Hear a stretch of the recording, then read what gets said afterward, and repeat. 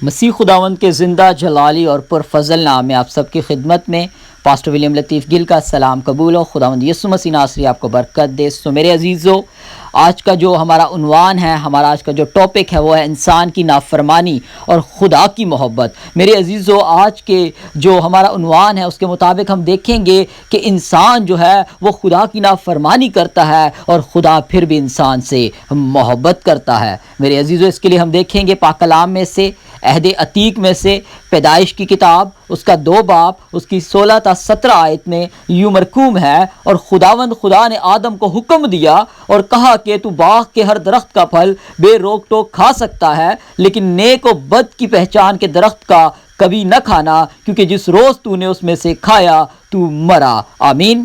سو پاک کلام کا پڑھا جانا، سنا جانا اور قبول کیا جانا ہم سبوں کے لیے باعث برکت ٹھہرے۔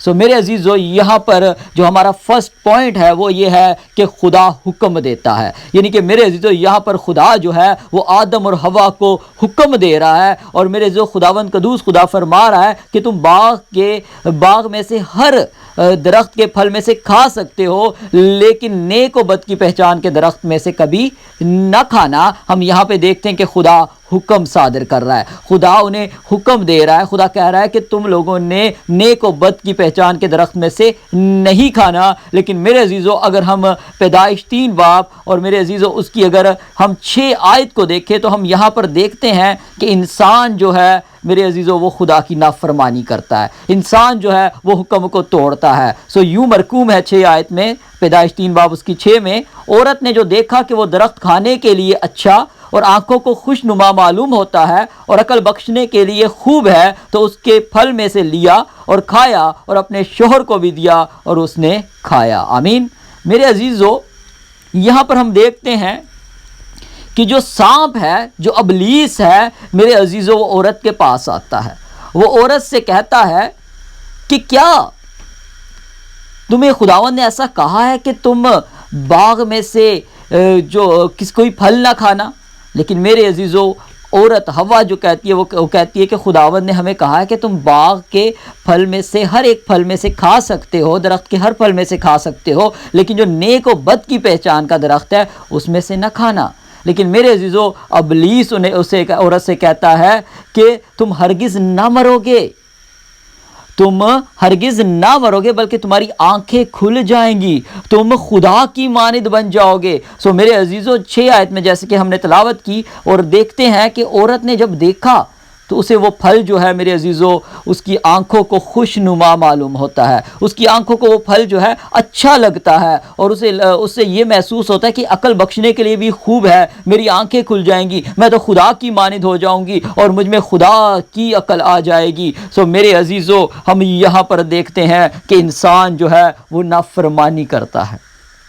سو میرے عزیزو، حزقیل 18 باب اس کی 4 آیت میں لکھا ہے کہ جو جان گناہ کرتی ہے وہی مرے گی۔ ہاللیلویہ۔ سو میرے عزیزو، بے شک جب آدم اور حوا نے گناہ کیا، جیسے ہم نے پہلے دیکھا پیدائش 2 باب 16 تا 17 میں کہ خدا حکم دیتا ہے، اور پیدائش 3 باب 6 میں دیکھا کہ انسان خدا کی نافرمانی کرتا ہے، حکم کو توڑتا ہے، اور حزقیل 18 باب اس کی 4 میں لکھا ہے جو جان گناہ کرتی ہے وہی مرے گی۔ سو میرے عزیزو، جو جان گناہ کرتی ہے وہ مرتی ہے، لیکن میرے عزیزو، خدا جو ہے وہ محبت ہے، خدا جو ہے وہ پیار ہے۔ سو اس سے پہلے کہ میرے عزیزو ہم خدا کی محبت کو دیکھیں، سو اگر آپ میرے ساتھ رومیو 6 باب اس کی 23 آیت کو دیکھیں تو یہاں پر مرقوم ہے، کیونکہ گناہ کی مزدوری موت ہے، مگر خدا کی بخشش ہمارے خداوند یسوع مسیح میں ہمیشہ کی زندگی ہے۔ ہاللیلویہ، ہاللیلویہ، پریز دی لارڈ۔ سو میرے عزیزو، یہاں پر ہم دیکھتے ہیں کہ گناہ کی مزدوری موت ہے، مگر خدا کی بخشش جو ہمیں خداوند یسوع المسیح کے وسیلہ سے ملی ہے، میرے عزیزو، اس میں ہمیشہ کی زندگی ہے۔ یہاں پر ہم دیکھتے ہیں کہ خدا جو ہے وہ انسان سے محبت کرتا ہے، خدا جو ہے وہ انسان سے محبت کرتا ہے، خدا جو ہے وہ گناہ سے نفرت کرتا ہے، انسان سے نہیں میرے عزیزو۔ سو میرے عزیزو، اگر آپ پیدائش 3 باب اس کی 21 آیت کو دیکھیں تو وہاں پر لکھا ہے، اور خدا نے آدم اور اس کی بیوی کے واسطے چمڑے کے کرتے بنا کر ان کو پہنائے۔ ہاللیلویہ۔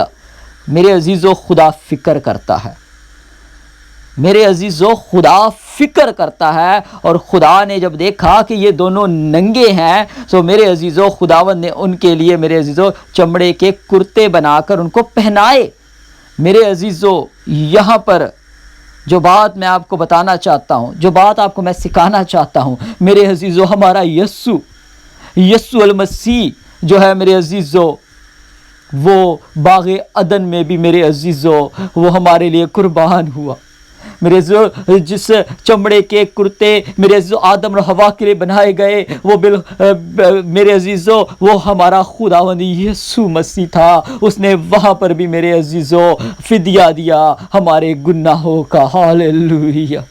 میرے عزیزو خدا ہم سے محبت کرتا ہے، اور یسوع مسیح کے وسیلہ سے میرے عزیزو جو خداوند قدوس خدا کی بخشش ہمیں ملی ہے اس میں ہمیشہ کی زندگی ہے۔ ہم دیکھتے ہیں کہ خدا حکم دیتا ہے، انسان نافرمانی کرتا ہے، لیکن خداوند یسوع مسیح کے وسیلہ سے خدا ہم سے محبت رکھتا ہے، خدا فکر کرتا ہے۔ اور یوحنا 1 اس کی 29 میں لکھا ہے، دوسرے دن اس نے یسوع کو اپنی طرف آتے دیکھ کر کہا، دیکھو یہ خدا کا برہ ہے جو دنیا کا گناہ اٹھا لے جاتا ہے۔ ہاللیلویہ ہاللیلویہ۔